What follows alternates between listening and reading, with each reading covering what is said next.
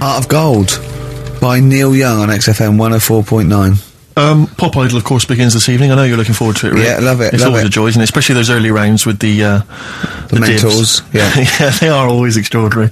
That's the only reason I watch. I mean, I can't be bothered with the later contest. It's just watching the freaks for the first couple of weeks. It's an absolute pleasure. Yeah, I sort of like watching the judges. They're good as well. Oh, the judges are good, yeah. I like the fact they've got their little shtick, you know, the special jokes they've obviously written, just waiting to get them in. Yeah. It's just great.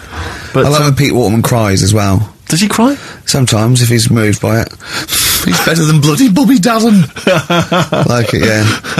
Rosie Ribbon made him cry. He just wells up and then like that. That's good. I like that. He talks a lot of old arse, doesn't he, Pete Waterman? I sort of quite like him. I don't know. I find him irritating. Well, it's like he genuinely thinks he's up there with Lennon and McCartney.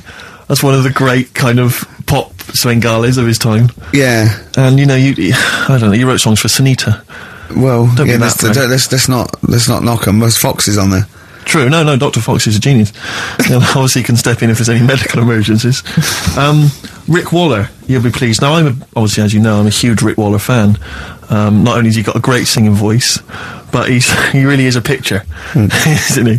No, I know it's a bit harsh. I've said it before, but he does make me a little sick to the stomach when I look at Rick Waller. And to be honest with you, it's his own fault. You know, he went in Celebrity Fit Club. He had a chance to sort things out, and his attitude was wrong, and he didn't trim down.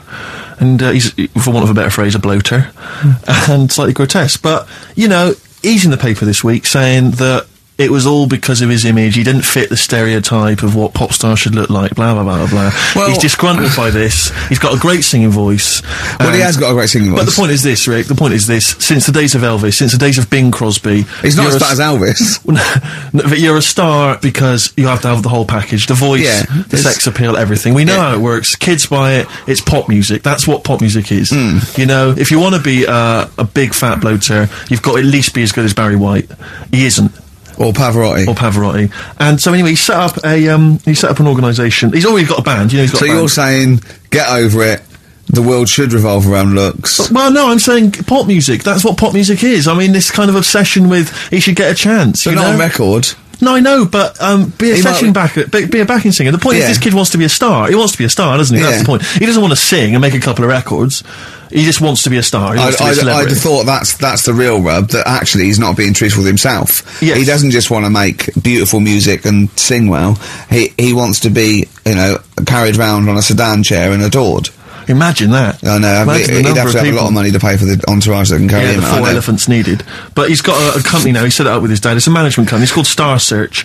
And basically, he's hoping to break the fickle industry, expectations. And so if you're a bit of grotesque, if you're a freak of some kind, if you're someone that Carl, you know, would be impressed by or, alarmed by, then you can get in touch with Rick and he can put you in there. Women with beards, little midget fellas, whatever it does not fit the usual norm. Should we go along? I'm thinking the three of us next week.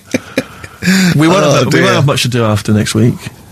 You know, Ricky's got a bit of a singing voice on him. I'm learning to play Blowing in the Wind on the keyboard by Bob Dylan. Yeah. So I can master that. I don't know what you can do. You can dance, can't you? You know that, you've done dancing, so... Exactly. It's like, you Little Donkey. We'll have a hit at Christmas. Perfect. I'm good at that. What were you meant to be playing when you did Little Donkey in the play? Drums to We Three Kings. But you just busted live, didn't you? Done that. We're just talking about looks and stuff, right? Always. Because, you know, it sort of cheeky freak of the week, we did that and I stopped doing it. Sure. It was upsetting a few people.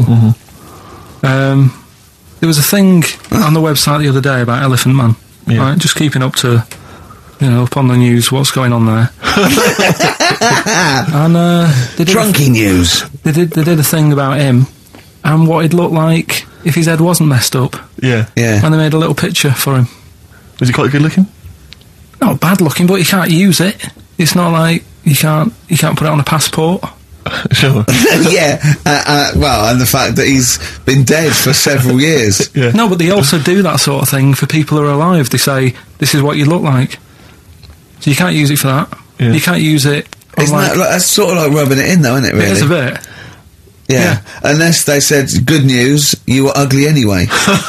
Yeah. To be quite honest. You wouldn't have pulled if you didn't look like an elephant. If you were symmetrical, you weren't a looker.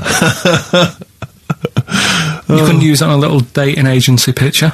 This is what I look like. Yeah. This is what I would have looked like. And they phone up and go, I'm intrigued, what do you mean would have looked like?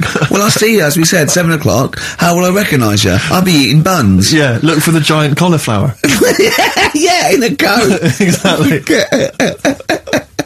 I love the fact that you're keeping up to date with what the Elephant Man might have looked like. Yeah, exactly. That is amazing. Carl's news is largely what's happening in around 1880. Yeah, or what might have happened around 1880. No, but it's sad though. Did you watch that thing in the week? That What Are You Staring At programme? I didn't know. I couldn't face it. I know what you mean. It was about people who'd had unfortunate deformities. And stuff. Yeah, and it was really sad. I suddenly felt bad about some of the stuff we'd talked about and what have you. Because Can I just say something? Like that's quite a nice thing to say. I was suddenly felt bad about some of the things we talked about. Should we go over what we've discussed today?